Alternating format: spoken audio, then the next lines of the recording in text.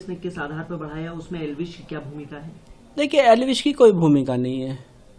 Police ने जो राहुल एक सपेरा था उससे पहले इसने हेलो गाइस, तो इस एल्विश यादव की जमानत को लेकर के बड़ी खबर आ रही है कि आज भी एल्विश यादव को जमानत नहीं मिल पाई है। और वो क्यों नहीं मिल पाई है, उसके पीछे का रीजन क्या है, वो खुद वकील साहब ने बताया है। तो क्या कहते हैं, चलिए मैं आप लोग को उनका पूरा वीडियो दिखाता हूं, जिसको देखने के बाद आपको समझ में आ जाएगा कि आखिर आज जमानत क्यों नहीं मिल पाई है और अगर मिलेगी तो कब मिलेगी। एक एप्लीकेशन मूव की है कि कल पुलिस ने कुछ धाराएं बढ़ाने के लिए ऑनरेबल कोर्ट में एप्लीकेशन दी थी, वो बढ़ाई गई हैं। तो क्योंकि हमारी एप्लीकेशन में वो धाराएं पहले नहीं थी, बाद में बढ़ाई गई हैं, तो हमने अपनी बेल एप्लीकेशन में भी वो धाराएं बढ़ाए जाने के लिए ऑनरेबल कोर्ट से रिक्वेस्ट की है और सुनवाई पे कल के लिए डेट लगी है।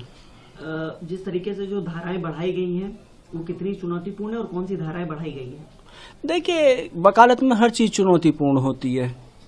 कोई भी धाराएं बढ़ाई जाएंगी या घटाई जाएंगी, सब चुनौतीपूर्ण होता है वकालत में। कौन सी धाराएं जो पुलिस ने प्रोसीड की थी बढ़ाने के लिए, वो कौन कौन सी धाराएं?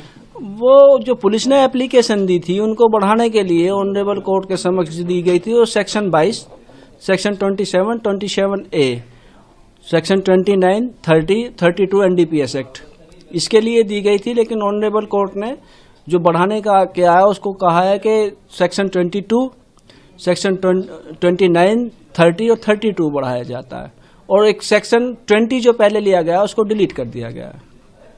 सर, बात करें तो इस पूरे केस में आप क्या वीकर पॉइंट देखते हैं और किन ग्राउंड्स पे आप बेल पर जा रहे हैं? देखिए, बेल तो ये है कि हमारा ग्राउंड्स तो ये है कि उसके कॉन्शियस पोजीशन से कोई रिकवर नहीं है।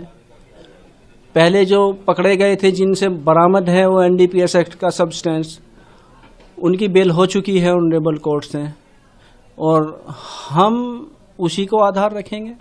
जिस तरीके से NDPS बढ़ाया गया है, तो क्या माना जाए कि किस पुलिस ने किस आधार पर बढ़ाया, उसमें एल्विश की क्या भूमिका है? देखिए, एल्विश की कोई भूमिका नहीं है।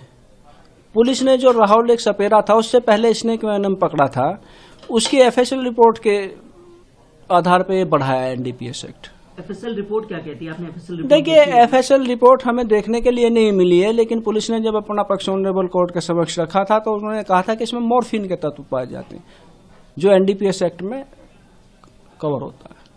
तो यहाँ पर दोस्तों वकील साहब ने कहा कि एक धारा बढ़ाई गई थी, जिसको लेकर के एल्विश यादव के वकीलों की मांग थी कि हमको भी समय दिया जाए ताकि हम भी उस धारा को बढ़ाएं और उसके बाद एल्विश यादव को बेल करवाया जाए। अब यहाँ पर वकील साहब ने कहा कि कल इस बारे में कोर्ट में पेशी होगी और कल वहाँ पर बात होगी और कल शायद एल्विश यादव को जमानत मिल सकती है। फिलहाल दोस्तों, ये पूरी अपडेट एल्विश यादव की जमानत को लेकर के, अब इस पर आपका क्या रिएक्शन है, आप लोग क्या कहना चाहोगे, आप लोग आपकी राय हमें कमेंट्स में जरूर बताइएगा।